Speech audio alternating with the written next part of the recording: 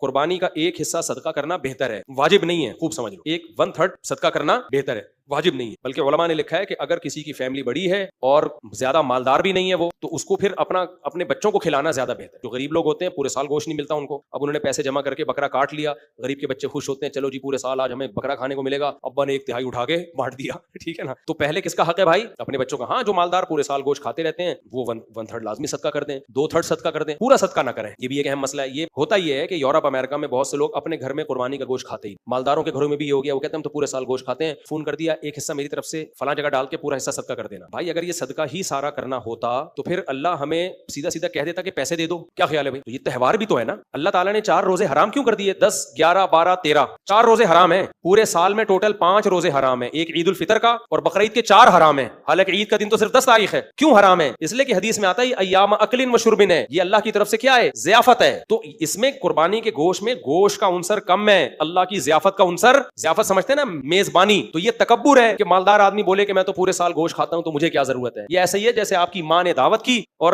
بڑے محبت سے آپ کے لیے کوفتے بنا کے رکھے, آپ کہتے ہیں اماں میں تو پورے سال کوفتے کھاتا ہوں, یہ اٹھا کے کسی غریب کو صدقہ کر دو. تو اماں کے دل پہ آرے چلیں گے کہ نہیں چلیں گے؟ اماں بولے گی تو بڑا مالدار بن گیا ہے, تو کوفتوں سے اوپر کی چیزیں کھاتا ہے, ابھی تو میں تجھے کھلا رہی ہوں. تو جو فرمانبردار بیٹا ہوگا نوالے بھر بھر کے کھائے گا, کھچڑی بھی پکا کے کھلائے گی نا تو بھر بھر کے کھائے گا. وہ یہ نہیں کہے گا اماں میں تو پورے سال بریانی کھاتا ہوں, مجھے کھچڑی میں کہاں مزہ آئے گا. تو تکبر ہے یہ. تو جب اللہ تعالیٰ نے ایک ضیافت کی ہے, ایک انتظام کیا ہے, اور اتنی خاندانی ضیافت کے روزے کو حرام کر دیا, روزہ حرام کر دیا کہ پابندی ہے تم پہ روزہ رکھنے پر, تو پھر آپ کہیں کہ میں تو چونکہ ایکچولی پورے سال گوشت کھاتا ہوں تو سارا صدقہ کر دو, مجھے کیا ضرورت ہے. ہمارے نبی کو جتنی بے رغبتی کھانے پینے میں تھی نا, اتنی دنیا کی کسی چیز میں نہیں. کھانے کو ہاتھ ہی نہیں لگایا ہمارے نبی, ایک دن فاقہ ایک دن کھانا, اور وہ بھی بہت تھوڑا, صرف کھجور اور پانی. لیکن بقرعید کے دن آپ صلی اللہ علیہ وسلم اس وقت تک کھاتے نہیں تھے جب تک قربانی کا گوشت تیار نہیں ہو. پہلا نوالا آپ کے حلق مبارک میں جو جاتا وہ کس کا جاتا؟ قربانی کے گوشت کا. یہ تواضع ہے کہ بھائی اللہ کے سامنے تکبر نہیں کرنا, اور یہ نبی نے سکھائی ہے. دیکھو افطاری میں آپ کھانے میں جلدی کرتے تھے, کیونکہ افطاری میں دیر کرو یہ بھی تکبر ہے. اللہ کہہ رہا ہے میری طرف سے پابندی ہٹ گئی, آپ کہہ رہے ہٹ تو گئی لیکن میں افورڈ کر سکتا ہوں, 2 گھنٹہ مزید بھوکا رہ سکتا ہوں. تو کس کے سامنے شو مار رہے ہو بھائی تم؟ وہاں بھی نبی نے جلدی کی ہے, جلدی جلدی کھاؤ بھائی, اللہ کو بتاؤ ہم عاجز ہیں, ہم تیری نعمتوں کے